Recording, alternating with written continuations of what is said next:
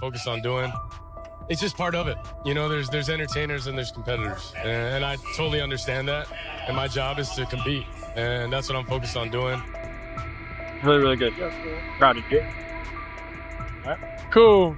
Really, really nice job. You're not fully proud, kinda. I'm kinda proud. Look, for your first shot, was a perfect no, but you made plays, you operated so far. And this one is picked off and going back the other way. It was Andrew Makuba. A pick six the other way. Eagles got it. I believe the Eagles recovered. Oh my gosh, look who it is. 2 giveaways really were the difference there in that first half, because I thought we were doing some really good things, but then we got that takeaway, had a takeaway negated by an offside, so we're just trying to hammer home. KJ Henry into the end zone for a touchdown. Defensive back has eyes on Shedeur and he drops off too quickly. This can be a pick. This can be going the other way. So Shedeur, he gets the ball out of his hands, but the accuracy of this football between not one but 2 defenders and a fully outstretched defender, pinpoint perfect. I'll say the most important thing of being a quarterback is leading your team. I'll say definitely the scoreboard. I think we did that pretty good. And just being consistent, even though if things going our way or not going our way, being able to bounce back and not stay in the hole. You know, being a quarterback is going to be ups, downs, it's going to be pros, cons, everything. So you just got to stay level-headed through it. Really, really good. Proud of you. All right. Cool. Really, really nice job. You're not fully proud, kinda. I'm kinda proud. Look, for your first shot, it was a perfect no, but you made plays, you operated, it just stacked. I love when you tell the facts, did you? No, but it's okay. Listen, you did a nice job, okay? So just take what you learned from tonight. What if I told you that Kevin Stefanski isn't just making bad decisions with his quarterback situation? He's actively sabotaging his own team to protect a system that rewards mediocrity over excellence. That every time he starts Dillon Gabriel over Shedeur Sanders, despite overwhelming evidence of Sanders' superiority, he's not evaluating talent. He's preserving a machine designed to keep exceptional players from threatening the NFL's carefully controlled mediocrity standards. And the proof? It's hiding in plain sight. From that devastating Instagram Live confrontation to Gabriel's 0 touchdowns while Sanders threw 2. Stick around, because what I'm about to expose will change how you see every coaching decision in the NFL forever. For decades, we've been told that NFL coaches make decisions based on merit, performance, and what gives their team the best chance to win. But what if that's all a lie? What if coaches like Kevin Stefanski are actually part of a larger system designed to protect mediocre, controllable players from being replaced by exceptional talent that threatens the league's power structure? The Shedeur Sanders versus Dillon Gabriel situation isn't just a quarterback controversy, it's a perfect case study of how the NFL's mediocrity machine operates. When a rookie systematically dismantles a veteran on live television, when he outperforms him in every measurable category during preseason, when teammates gravitate toward his leadership naturally, and the coaching staff still chooses the inferior option, that's not bad evaluation. That's systematic protection of mediocrity.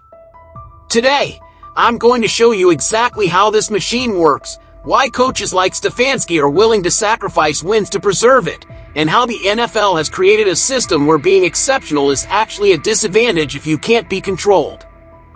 Let's start with the most damning evidence. Kevin Stefanski watched Dillon Gabriel get systematically destroyed on a 37-minute Instagram Live by a rookie, then continued starting him despite clear performance deficiencies. This isn't coaching incompetence, this is the mediocrity protection protocol in action. During that live stream, Gabriel represented everything the NFL system is designed to preserve: a veteran who follows scripts, respects hierarchy, and poses no threat to coaching authority. When Sanders calmly stated, "You mean like going 3 for 14 in camp and blaming the receivers?" he wasn't just pointing out poor performance, he was exposing a player the system had been protecting despite obvious limitations. Gabriel's response revealed exactly why the mediocrity machine values him. He deflected responsibility, blamed external factors, and fell back on institutional talking points about experience and respect. "There's entertainers and there's competitors," he said, using the league's favorite tactic of diminishing authentic talent by labeling it as showmanship rather than substance. But here's where Stefanski's protection becomes obvious. Instead of recognizing Sanders' superior composure, specificity, and leadership during that confrontation, the coaching staff doubled down on Gabriel. They weren't evaluating who handled pressure better. They were protecting a player who fit their controllable model, regardless of performance. The mediocrity protection protocol works like this. Identify players who will never challenge coaching authority, never question systems, and never threaten the established hierarchy. Then protect those players from superior competition by limiting opportunities for direct comparison and maintaining their starting positions even when evidence suggests they're inferior. Gabriel's 3 for 14 camp performance that Sanders referenced? That should have been disqualifying. His inability to handle pressure during scrimmages? Red flag. His suspension that left the team scrambling? Character concern. But none of this mattered because Gabriel represents something more valuable to the system than performance: predictability. Sanders, meanwhile, demonstrated everything the mediocrity machine fears: natural leadership that doesn't require institutional validation, the ability to hold teammates accountable without coaching permission, and performance that makes the protected player look inadequate by comparison. When he said, "Funny, because they're in my group chat," in response to Gabriel's veteran support claims, he proved he had earned authentic relationships while Gabriel was relying on artificial hierarchy. The most revealing moment came when Gabriel tried to change topics during the live stream, and Sanders brought it right back. "Competition does make us better. That's why I'm here holding you accountable." This is exactly what the mediocrity machine cannot tolerate: players who create accountability rather than waiting for it to be imposed by coaches. Stefanski's continued support for Gabriel after this public dismantling reveals the protocol's true purpose. It's not about winning games. It's about maintaining a system where coaches control player development, media narratives, and team dynamics. Exceptional players who can lead naturally, communicate authentically, and perform at higher levels threaten this control structure. The mediocrity protection protocol ensures that coaches never have to adapt their systems to exceptional talent. They simply suppress that talent in favor of players who fit existing frameworks, regardless of the cost to team performance. The statistical evidence of performance suppression is overwhelming, yet Stefanski continues protecting the inferior option. During preseason games, Sanders threw 2 touchdowns, while Gabriel managed 0.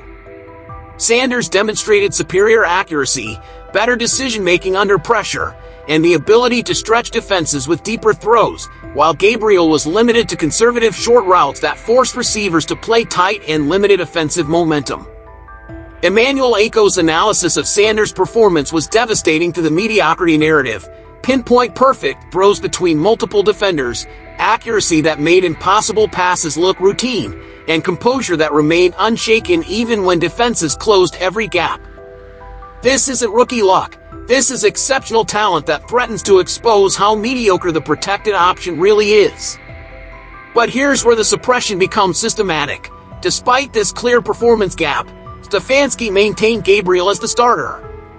When Gabriel threw that costly pick-6 to Andrew Makuba, when he fumbled under pressure, when he failed to generate any significant offensive momentum even with first-team protection, none of this changed the depth chart. The most damning evidence came during Gabriel's interview after his poor performance. Instead of taking accountability, he took shots at Sanders, calling him an entertainer rather than focusing on his own failures. This is exactly the behavior the mediocrity machine rewards: deflection, blame shifting, and attempts to diminish superior competition rather than rising to meet it. Meanwhile, Sanders' post-game interview revealed everything the system fears: authentic leadership perspective focused on team success rather than personal validation. "The most important thing of being a quarterback is leading your team," he said, emphasizing consistency and staying level-headed through adversity. No defensive posturing, no shots at teammates, just genuine leadership that emerges naturally rather than being manufactured through coaching. The performance suppression becomes even more obvious when you consider GM Andrew Berry's reaction to Sanders. The genuine pride and admiration in Berry's eyes during their post-game interaction revealed someone who recognizes exceptional talent when he sees it. Yet the coaching staff continues protecting the inferior option, creating internal conflict between talent evaluation and system preservation. Stefanski's decision to start Gabriel in the second preseason game, despite all evidence pointing to Sanders' superiority, wasn't about giving the veteran a chance to prove himself. It was about maintaining the illusion that the mediocrity machine's preferred option was still viable. When Gabriel failed again, producing no touchdowns and costly turnovers, the system's response was predictable: more protection, more excuses, more suppression of the superior alternative. The performance suppression protocol works by creating artificial barriers to exceptional talent while lowering standards for protected mediocrity. Gabriel's failures are explained away as growing pains or external factors, while Sanders' successes are minimized as rookie luck or unsustainable performance. This systematic suppression ensures that exceptional players never get the consistent opportunities needed to fully demonstrate their superiority, while mediocre players receive extended chances to improve despite repeated failures. The result is a league where being controllably mediocre is more valuable than being exceptionally talented but independently minded. The real reason Stefanski protects Gabriel isn't about football, it's about maintaining institutional control over player development, team dynamics, and organizational hierarchy. Sanders represents something the NFL's control system cannot tolerate: a player who leads naturally without requiring coaching validation or institutional permission. Look at how Sanders handled that Instagram Live confrontation. He didn't seek coaching approval before defending himself. He didn't use approved talking points or diplomatic non-answers. He simply stated facts, maintained composure, and demonstrated leadership that emerged organically rather than being manufactured through the system's development programs. This terrifies coaches like Stefanski because it reveals how unnecessary their control mechanisms really are. When Sanders said, "This isn't about me being a rookie or you being a vet. This is about showing up every day like your job depends on it, because it does," he was articulating a leadership philosophy that doesn't require coaching intervention or institutional validation. The institutional control imperative demands that all leadership flow through approved channels. Quarterbacks are supposed to develop according to prescribed timelines, demonstrate respect for established hierarchies, and never challenge veterans without coaching permission. Sanders violated all of these unwritten rules during that live stream, proving that authentic leadership doesn't need institutional approval to be effective. Gabriel, meanwhile, represents perfect institutional control. He follows scripts, respects hierarchies, and never threatens coaching authority. When he struggled during that live confrontation, he fell back on approved talking points about experience and competition. When his performance suffered on the field, he blamed external factors rather than taking personal accountability.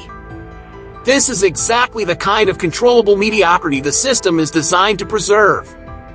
Stefanski's continued support for Gabriel despite overwhelming evidence of Sanders' superiority reveals the control imperative's true priority: maintaining a system where coaches determine when players are ready for leadership roles, regardless of their natural ability or demonstrated performance. Sanders' authentic leadership threatens this gatekeeping function. The most revealing aspect of this control imperative is how it creates internal conflicts within organizations. GM Andrew Berry's obvious admiration for Sanders suggests he recognizes exceptional talent, but the coaching staff's commitment to institutional control overrides talent evaluation. This creates a situation where the organization's best interests are sacrificed to preserve coaching authority. The control imperative also explains why the media narrative focused on whether Sanders should have handled disputes publicly rather than celebrating his composure and leadership under pressure. The system cannot acknowledge that authentic leadership might emerge outside approved channels because it undermines the entire institutional framework. When Sanders stayed on that live stream for 5 additional minutes after Gabriel left, answering fan questions and building connections, he was demonstrating leadership that doesn't require coaching permission or institutional validation. This kind of natural engagement with fans and authentic communication threatens the control system's ability to manage player narratives and public relationships. The institutional control imperative ensures that coaches like Stefanski will always choose controllable mediocrity over exceptional talent that can't be managed through traditional methods, even when it costs their team wins and undermines their own success.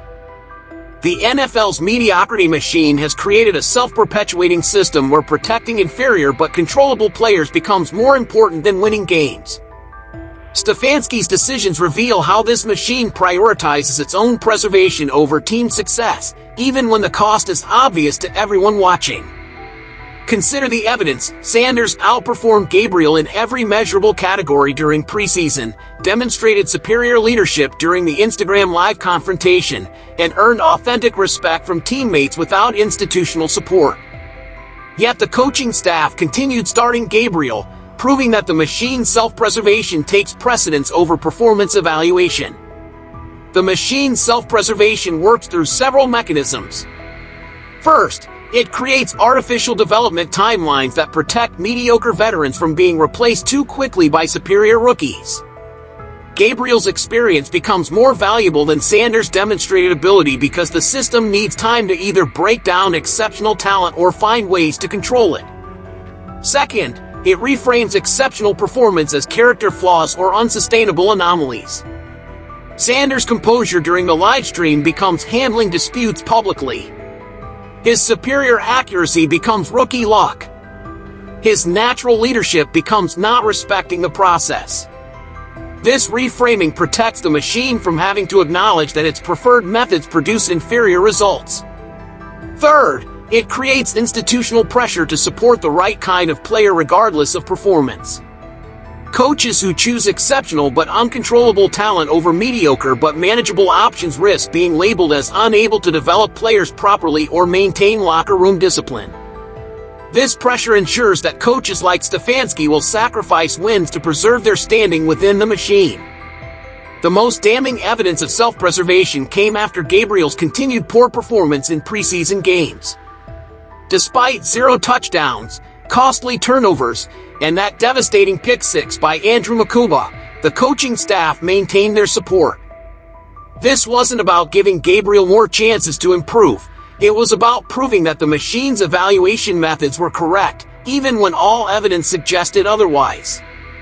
The machine's self-preservation also explains why Gabriel felt comfortable taking shots at Sanders after his own poor performance. He knew the system would protect him regardless of results, so he could focus on undermining superior competition rather than improving his own play. This creates a toxic environment where mediocre players are incentivized to tear down exceptional talent rather than elevate their own performance. Sanders' humble response to his superior performance, focusing on team leadership and consistency rather than individual achievements, represents everything the machine fears: talent that doesn't need institutional validation and leadership that emerges naturally rather than being manufactured through approved programs. The self-preservation imperative ensures that the machine will continue producing controllable mediocrity while suppressing exceptional talent, even when this strategy consistently fails to produce championship results. Coaches like Stefanski become willing participants in this system because challenging it threatens their own positions within the institutional hierarchy. The result is a league where being exceptionally talented but independently minded is actually a disadvantage compared to being mediocre but institutionally compliant. The most damning indictment of Stefanski's decision-making is that he's willing to sacrifice championship potential to preserve the mediocrity machine.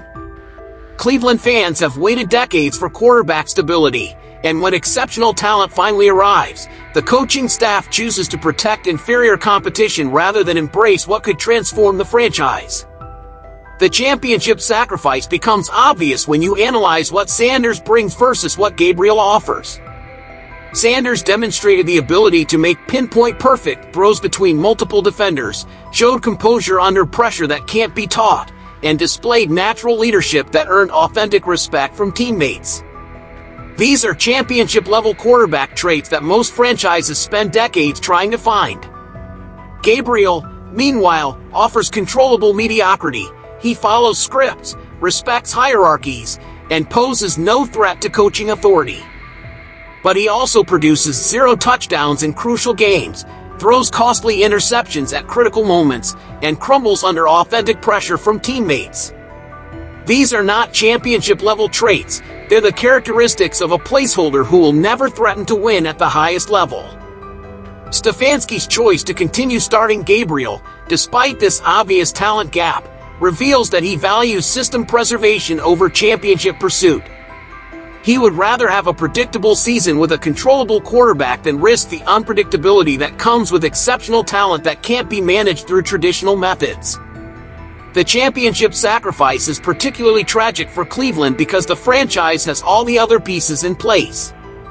The defense that helped secure that 22-13 preseason victory, the offensive weapons that Sanders was able to utilize effectively while Gabriel couldn't, the organizational support that GM Andrew Berry demonstrated, all of this championship infrastructure is being wasted to protect a mediocre quarterback who will never maximize its potential.